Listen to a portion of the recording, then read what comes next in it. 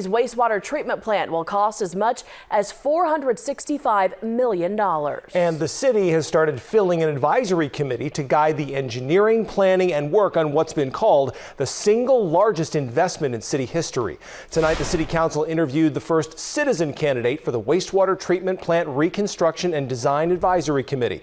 They also discussed the appointment of a city council member to that committee. That committee will be made up of 2 Sioux City residents, 5 representatives of major industrial users, 1 member of the Siouxland Chamber or Siouxland Initiative, 1 representative from a sister city of Sioux City, and a city council member.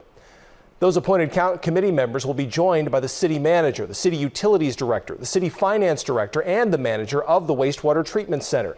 Mayor Bob Scott hopes this committee can provide input on this extensive project. Well, I hope that we really have the public input that I think it has been lacking to this stage, and I hope that that goes a long ways in convincing people like myself and others that this is the right project at the right time. Tonight, the council also discussed its intention to appoint council member Julie Shaner to the wastewater committee.